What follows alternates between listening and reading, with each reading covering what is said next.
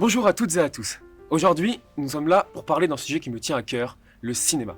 Voyez-vous, je me tiens dans une superbe salle et ce n'est pas pour rien. En effet, quoi de mieux que de voir un long métrage dans ce lieu symbolique pour en ressentir le maximum d'émotions. Il est impossible d'avoir une expérience comme celle-ci autre part que là où je me tiens actuellement, confortablement installé face à l'écran. Je suis désolé, mais je me sens obligé d'intervenir. Je ne suis absolument pas d'accord avec ce que tu dis. Quoi? Qui a dit ça? C'est moi. Enchanté, vraiment. Et je peux savoir qui t'es? Je suis venu parce que je ne te comprends pas. Et je ne crois pas que tu prêches la bonne solution à nos spectateurs. Les salles de cinéma, l'endroit parfait. Le popcorn par terre.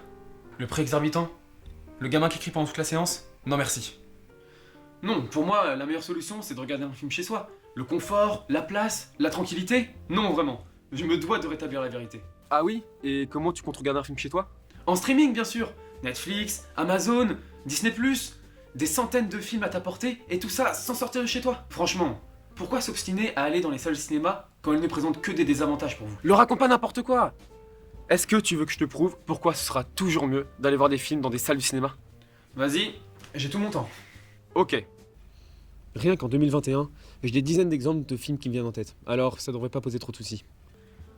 Je crois que mon premier argument sera le film Dune. Denis Villeneuve réalise ici l'un des plus beaux films de science-fiction de ces 10 dernières années. Avec une mise en scène cadrée au millimètre près.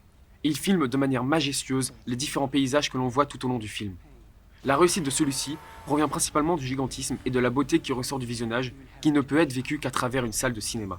La musique profite aussi pleinement à l'ambiance du long métrage, comme par exemple celle-ci.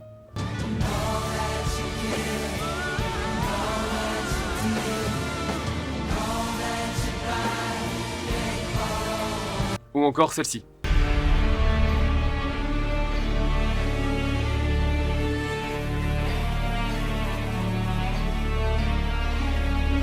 Les compositions de Hans Zimmer ne peuvent s'apprécier pleinement qu'avec une excellente qualité de son, et donc dans une salle comme celle-ci.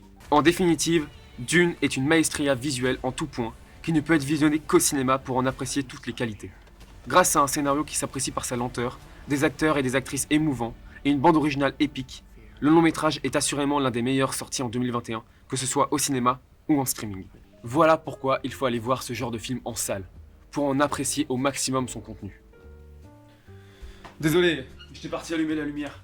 C'est vrai que j'ai beaucoup aimé Dune, mais je peux te dire que le voir sur mon ordinateur ne m'a pas du tout gâché le visionnage, bien au contraire. Au contraire, est-ce que tu as écouté tout ce que je viens de te dire au moins? Bien sûr, et je suis d'accord quant à sa qualité, mais moi au moins j'ai pu voir un excellent film tout en restant chez moi. D'autant plus que moi aussi je peux te sortir des exemples de superbes films qui sont sortis en streaming cette année. Ah oui? Eh bah, je suis tout oui. As-tu déjà entendu parler de Malcolm and Mary? Tu noteras le superbe accent anglais. Ça me dit vaguement quelque chose. Vaguement quelque chose. Je vais lui rafraîchir la mémoire. Ok, laisse-moi t'en parler 2 minutes. Malcolm and Mary est un film tourné pendant le premier confinement dans un seul décor et avec uniquement 2 acteurs. Et c'est cela qui fait sa force. L'alchimie entre les 2 personnages est parfaite, et le spectateur se plaît à les regarder s'aimer et s'entre-déchirer le temps d'une soirée. La mise en scène simpliste, mais pourtant très inventive, s'allie à la colorimétrie limitée au noir et blanc pour installer une ambiance tendue et pourtant très calme. Et Netflix a eu raison de sortir le long métrage sur sa plateforme. Un projet original comme celui-ci et très limité en termes de communication n'aurait pas fonctionné au box-office. Cependant, en le sortant en streaming, la firme a permis à un très grand nombre de spectateurs de le visionner. Le film n'aurait pas été le même sans ses prises de risque, un huis clos tourné en 3 semaines, en noir et blanc et avec 2 acteurs seulement. Sans grande prétention comme Dune, Malcolm and Mary est un petit film dans sa production, mais un grand dans ce qu'il propose aux spectateurs. Débutant comme un long métrage cinématographique classique, il se mue en une pièce de théâtre, puis passe progressivement dans le champ de la poésie, avant de se terminer tel un tableau pictural. C'est tout ce mélange des genres qui fait la richesse de ce film. Et je remercie encore Netflix d'avoir pu nous permettre de le découvrir, car s'il était sorti au cinéma, personne n'en aurait parlé. Et ça aurait été bien dommage, tu en conviens.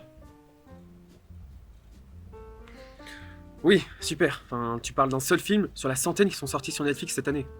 Peut-être, mais ça prouve au moins que les films qui sortent en streaming sont tout aussi bien, voire même meilleurs que ceux qui sortent au cinéma.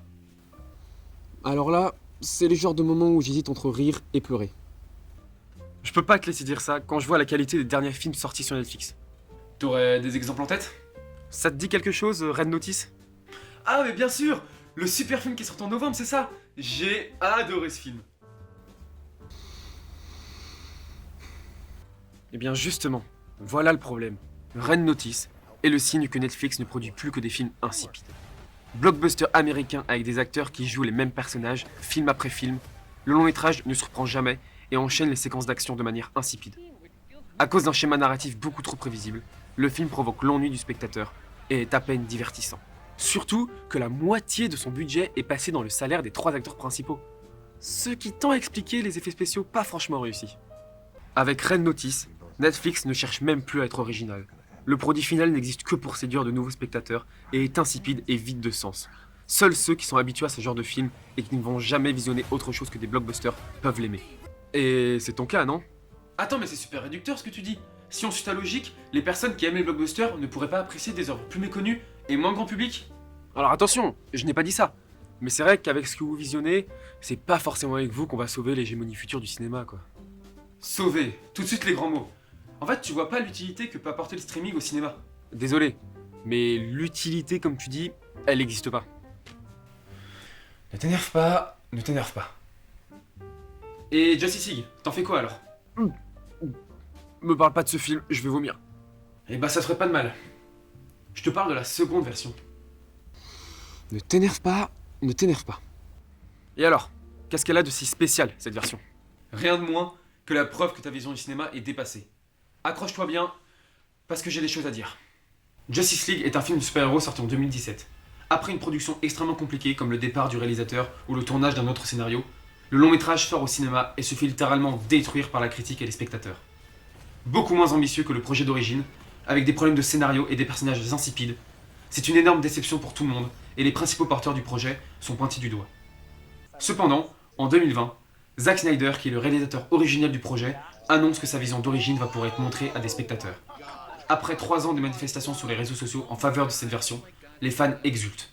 Enfin, nous allons voir la version qui était prévue dès le départ, avec des personnages intéressants, une réalisation inspirée et une ambition démesurée. Cependant, bien que le réalisateur ait trouvé un accord avec la firme Warner, le film ne pourrait pas sortir au cinéma. Et c'est là qu'intervient le streaming. En effet, Warner lance au même moment sa plateforme de streaming aux États-Unis nommée HBO Max. Il voit en cette Zack Snyder Justice League l'occasion de rameuter tous les adorateurs du projet sur sa nouvelle plateforme. Mais qu'importe les raisons mercantiles derrière ce soudain retournement de veste, le long métrage sort enfin en mars 2021 et c'est inespéré. Zack Snyder Justice League est tout ce que le film sorti au cinéma 4 ans plus tôt n'était pas. D'une durée conséquence de 4 heures, le scénario prend le temps de développer son histoire et ses personnages et nous livre une histoire totalement épique. La réalisation de Zack Snyder est sublime. Tous les plans respirent l'amour que le réalisateur ressent envers ce film et sa vision unique se ressent à chaque seconde dans le cadrage, la luminosité et surtout la musique accompagnant parfaitement l'ambiance sombre du long métrage. Tout cela, c'est grâce à Warner qui lui a donné une liberté créative totale pour finaliser ce film qui était devenu extrêmement important dans sa vie pour des raisons tragiques. Le long métrage n'aurait jamais pu sortir au cinéma de par ses choix artistiques et sa longueur excessive. Mais en le sortant en streaming, tous sont gagnants. Zack Snyder peut enfin montrer son vrai travail lui ayant pris des années. Le studio possède un argument de poids pour attirer le public vers sa plateforme, et les spectateurs peuvent enfin profiter de ce qu'ils réclamaient depuis longtemps auprès du studio. Voilà ma preuve ultime que l'avenir du cinéma est en streaming. Ce n'est pas au cinéma que des films dans cette situation pourront sortir.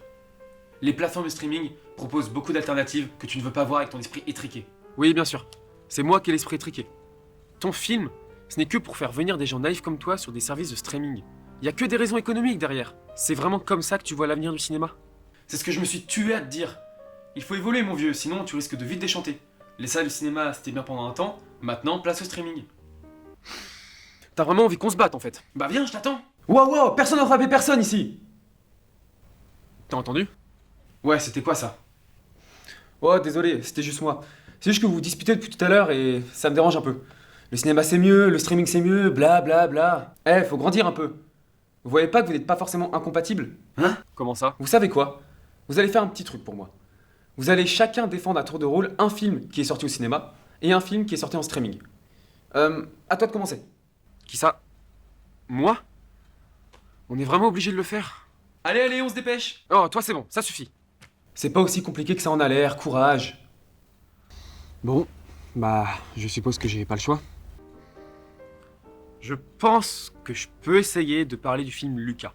Luca est un film plutôt sympathique, sorti sur Disney+ en juin 2021. Prévu à l'origine pour le cinéma, le studio a préféré le sortir en streaming après de multiples reports. On ne peut nier que ce long métrage, bien que dénué de toute originalité comparé aux autres films d'animation Disney, réussit bien sa mission de nous divertir et de proposer une histoire honnête, même si prévisible. Tout cela est aidé par une animation de qualité qui rend hommage aux films issus du cinéma italien en représentant de façon fidèle l'environnement et l'esprit qui règne au sein d'un village typique d'Italie. Et je dois bien admettre que la décision de le sortir en streaming était la meilleure à prendre à l'époque. Avec la fermeture des cinémas et l'été arrivant, le film n'aurait pas connu en effet le succès escompté par le studio. D'autres films méritaient la sortie en salle, mais je trouve que celui-ci a bien profité d'être disponible uniquement sur Disney+. Voilà, j'ai fait la part du job. Un peu rapide, mais ça va aller. À toi maintenant. Moi? Mais j'ai vraiment pas d'idée. Et bah t'en trouves une. Il y a vraiment aucun film qui t'a plu au cinéma cette année? Bah... il y en a bien un. Super, enfin.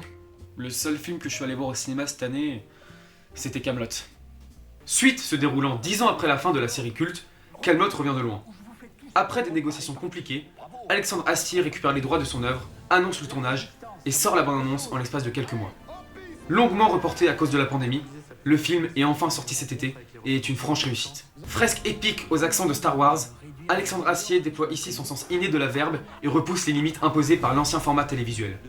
Doté d'une grande ambition, le long métrage reprend certains codes de la série, comme l'alchimie entre les personnages, l'équilibre entre le tragique et le comique, ou encore des musiques inspirées, mais se place définitivement comme l'un des meilleurs films français de cette année. Le cinéma français est encore capable de nous impressionner. S'il prend la peine de croire en des projets comme Kaamelott, après des années de préparation et de donner des budgets plus conséquents à des films fantastiques ou de fantasy, je peux avouer que cela me ferait revenir dans les salles plus souvent. Et bah vous voyez, c'était pas sorcier. Maintenant, j'aimerais que vous réalisiez une chose. Quoi? Vous n'êtes pas si incompatibles que vous pourriez le croire. Vous vous disputez tellement que vous oubliez les choses que vous avez en commun. L'amour des films? Faire fonctionner le business? Vous avez tous les deux raison, d'une certaine manière. Vous faites fonctionner tous les deux le cinéma maintenant. Et donc, vous devez accepter de vous partager des films. Bon... je suis désolé de t'avoir critiqué. C'est un peu grâce à toi que je suis là, en quelque sorte. Je m'excuse aussi. À vrai dire, j'ai un peu peur de cette évolution soudaine. Et c'est pour ça que je t'ai accusé. Mais c'est vrai que tu fais aussi des bons films. Voilà. Maintenant, vous avez tous les deux vos problèmes. Mais vous devez vous servir de l'autre pour vous améliorer. Par exemple, toi, cinéma. Tu dois trouver un moyen de faire évoluer ton fonctionnement si tu veux toujours continuer à attirer les spectateurs dans les salles obscures. Par exemple, en baissant les prix ou en changeant ta manière de visionnage qui commence à peut-être être dépassée. Hé Bon, je comprends aussi. Je peux faire plus d'efforts. Merci. Et toi, streaming, tu dois essayer de prendre plus de risques et proposer du contenu qui bousculera les attentes des spectateurs. Et surtout, toujours en favorisant les films au cinéma, car tu ne fonctionnerais pas sans lui. N'oublie pas que les petits cinémas ont besoin de l'argent récolté par la sortie de gros blockbusters mondiaux. Ok, je verrai ce que je peux faire. En fait, le problème aujourd'hui n'est pas cette lutte entre la plateforme et les salles. Ça serait plutôt l'hégémonie filmique qui nous attend. Vous parlez tous les deux de films d'auteur ou de films moins grand public, donc vous devriez être d'accord avec moi. Il faut trouver une solution pour pouvoir produire d'autres films que ces gros blockbusters qui prennent toute la place. Au lieu de se disputer sur deux systèmes pas forcément incompatibles, rassemblez-vous plutôt pour éviter qu'à l'avenir, le cinéma ne soit uniquement consacré aux films à gros budget. Pour ça, je suis d'accord. Nous manquons de films intimistes qui osent prendre des risques. Oui, je suis d'accord aussi. C'est notre responsabilité de produire des films tous différents, et j'avoue qu'on l'a un peu oublié ces derniers temps. Mais ce n'est pas uniquement de votre faute. C'est aussi la vôtre, spectateur. Il faut essayer au maximum de s'ouvrir à un tout nouveau type de contenu filmique pour ne pas que l'avenir du cinéma ne ressemble qu'à des films comme Red Notice ou à des blockbusters de type Marvel. Vous aussi, vous avez autre responsabilité. Mais bonne nouvelle, vous avez aussi le pouvoir de changer les choses. Soyez curieux dans votre choix de film, prenez des risques. Ne vous cantonnez pas qu'aux films de super-héros américains. Il en va de l'avenir même du cinéma. Il ne tient qu'à vous de le sauver.